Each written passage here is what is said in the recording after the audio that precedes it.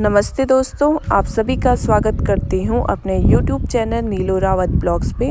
दोस्तों, आज हम सब लोग जा रहे हैं देहरादून जू यानी कि डियर पार्क, क्योंकि रात के टाइम पे हमें प्रियांशु को छोड़ना था हॉस्टल। उसका भी कॉलेज स्टार्ट हो चुका है, तो इन हरी भरी वादियों को क्रॉस करके जाते हैं हम जू। तो देहरादून में हरा भरा रहता है, इतना हमें मेरठ में नहीं मिलता है। उत्तराखंड की वादियाँ होती ये इतनी प्यारी प्यारी हैं। तो हम जू में पहुंच चुके थे, तो इतनी सारी गाड़ियां देख के अंदाज़ा लगा ही सकते हैं आज बहुत भीड़ होगी। तो सबसे पहले हम पार्किंग का टिकट कटवाते हैं। तो यहाँ पे ये भैया हमारा पर्चा कटवाते हैं, उसके बाद हम गाड़ी को पार्क करते हैं और सब बाहर आ जाते हैं। तो यहाँ पे अनुश्री को पकड़ते हैं उसकी मामा श्री, और मैं वीडियो बना करके आगे की ओर बढ़ती हूँ। दोस्तों, फिर उसके पापा अनुश्री को पकड़ते हैं। फिर हम जाते हैं टिकट काउंटर पर। तो टिकट काउंटर पर एक साइड लगी हुई थी भीड़, तो हम इन लेडीज़ के पीछे चले गए और जल्दी जल्दी अपना टिकट ले लिया। यहाँ से टिकट लेने के बाद यहाँ पे एंट्री करवाते हैं, और ये पर्चा अपने पास रखना पड़ता है, नहीं तो आपको और चीज़ें देखने के लिए एंट्री नहीं मिलेगी। तो हमारे साथ एक प्यारा सा बच्चा आ रखा है, तो फन पार्क में तो जाना बनता है। अब यहाँ पे अनुश्री को हम खिलाएंगे स्लाइडिंग, झूला वूला, क्योंकि यहाँ बच्चों के यही होते हैं ना चीज़ें खेलने के लिए। अनुश्री ने आज तक मोगली टीवी पे देखा था, क्योंकि उसे मोगली बहुत पसंद है, और आज सामने भी देख लिया, पर वो डर रही थी। भूपी ने स्टैचू में बैठाया अनुश्री को, लेकिन अलाउड नहीं है बच्चों को स्टैचू पे छेड़ने के लिए भी बैठाना, तो बहुत दूर की बात है। और यहाँ पे अनुश्री मोगली के स्टैचू के सामने पे खड़ी हो गई, लेकिन वो डर रही थी कि यार आज तक तो टीवी में दिखती थी, आज इस सामने आ गई। वो सब स्टैचू को देख के डर रही थी। फिर हम अनुश्री को लेके जाते हैं झूले में, थोड़ा झूला एंजॉय कर ले। बाकी सब बच्चों को देखे वो खुश हो रही थी, पर वहाँ पे ना अनुश्री के हाथ नहीं पहुँच रहे थे झूले में, तो एक साइड से पकड़ रखा था, एक साइड से इन्होंने अनुश्री को झुला रहे थे। तो फिर उसके बाद वो भी झुलाते झुलाते थक गए, और वो अनुश्री को अपनी गोद में बैठाकर झूलने लगे। तो आप खुद पढ़ सकते हैं, यहाँ पे लिखा है 12 वर्ष से कम आयु के बच्चों के लिए, यानी कि 12 वर्ष से कम वाले। और यहाँ पे बैठ गया 29-30 साल का बुढ़ा। फिर आते हैं हम फन पार्क से बाहर की ओर, दिखते हैं ये स्कूल के प्यारे प्यारे से बच्चे। ये लाइफ ना सबसे बेस्ट लाइफ होती है, और हम सोचते हैं जब कॉलेज में जाएंगे एंजॉय करेंगे, वो लाइफ बढ़िया होती नहीं। अब आते हैं हम कुछ प्यारे प्यारे पक्षियों की ओर, और ये क्या, ये पक्षी मेरे साइड आके भाग भी लिया, जैसे इसने कुछ भयंकर यानी कि चुड़ैल देख ली होगी। इस और अलग अलग वैरायटी के ओनली पक्षी थे, और आप देख सकते हो सबसे बढ़िया ये था कि ये पिंजरा था। पिंजरे के बाहर एक बोर्ड है, उस पर मेंशन किया हुआ था इनका कॉमन नेम, बायोलॉजिकल नेम और इनके बारे में। तो ये सेंट पैराटिक कुछ ऐसे करके था, और ये बहुत अट्रैक्टिव पक्षी था। इसका कलर इतना प्यारा सा लग रहा था ना, इस पर तो मुझे भी प्यार आ गया, और मैंने इसके साथ एक पोज ले ली मुआ वाली। तो आगे की ओर बढ़ते हैं। तो यहाँ पे कुछ अरीबो गरीबों वाला पक्षी दिखा, जिसकी आवाज़ बहुत अजीब थी और बहुत तेज़ भी थी।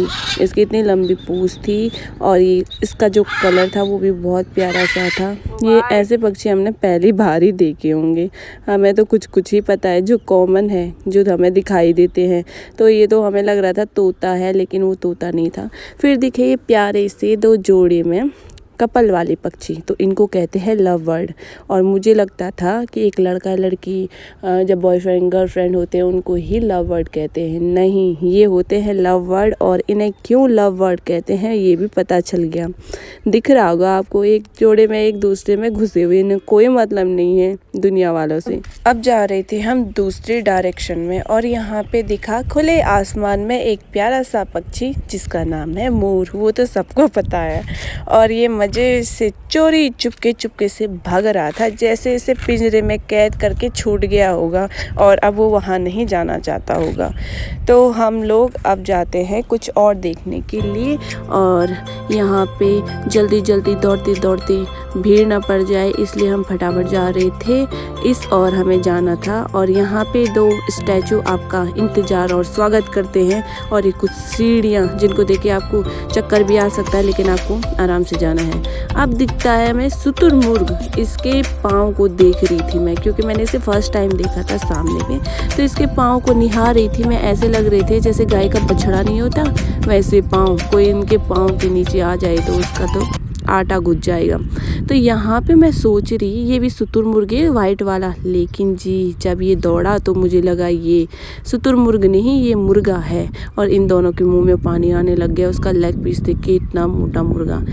अब हम देखते हैं घड़ियाल जो मगरमच्छ की तरह रहते हैं, लेकिन इनका मुंह थोड़ा अजीब रहता है। तो ये मज़े में धूप में ऐसे लेटे हुए थे कि मज़ा आ रखा है इन लोगों का। और इधर ये मगरमच्छ इतने मोटे पड़े हुए हैं। खाना आ रहा है, पीना आ रहा है, क्या है। Snake house. अब हम एंटर करते हैं स्नेक हाउस में। मैं बहुत ही इंतज़ार कर रही थी कब मैं अपने सामने से ऐसे स्नेक को देखूंगी, पर लेकिन ये तो सो रखे हैं। सर्दियों में इनको ठंडा लगता है ना, तो ये कंबल के नीचे घुस जाते हैं। यहाँ पे था अजगर, जो कि बहुत क्लियर से नहीं दिख रहा था क्योंकि ये कंबल के नीचे कुंडली मार के लेटा हुआ था, लेकिन इतना मोटा था।